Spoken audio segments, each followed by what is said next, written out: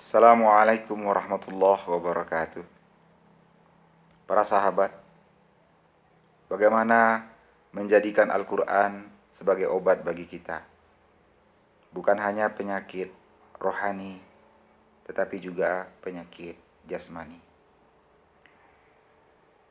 Bacalah Al-Quran, kemudian berdoa kepada Allah Subhanahu wa Ta'ala. Contoh doanya, ya Allah, jadikanlah Al-Quran yang aku baca menjadi obat bagiku. Bila berdoa kepada Allah Subhanahu wa Ta'ala, betul memang lahir dari hati kita, dengan rasa harap, dengan merendahkan diri, dan sepenuh keyakinan. Allah Subhanahu wa Ta'ala telah berjanji untuk mengabulkan doa kita.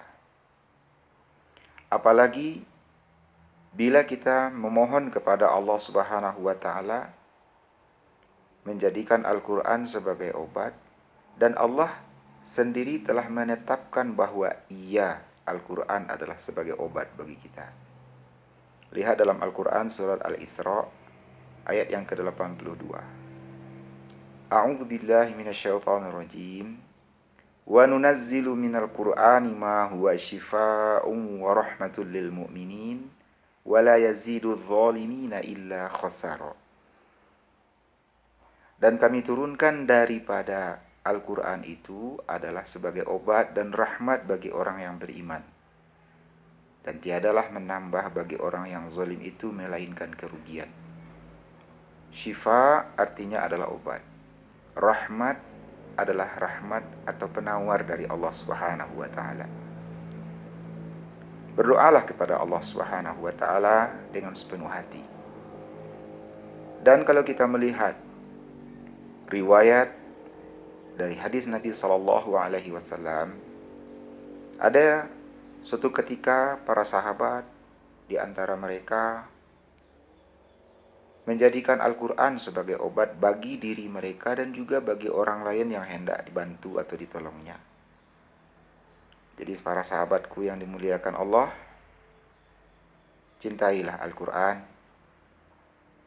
tumbuhkan di dalam hati rasa butuh dengan Al-Quran, rendahkan hati kepada Al-Quran, cintai Al-Quran, bukan mencari waktu luang untuk Al-Quran, tetapi meluangkan waktu untuk Al-Quran.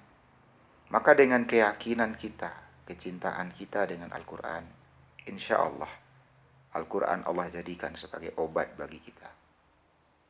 Jadi caranya, bacalah Al-Quran dengan sepenuh hati, tentunya dengan adab-adab lahir maupun batin, lalu berdoa kepada Allah. Ya Allah, jadikanlah Al-Quran yang aku baca menjadi obat bagiku.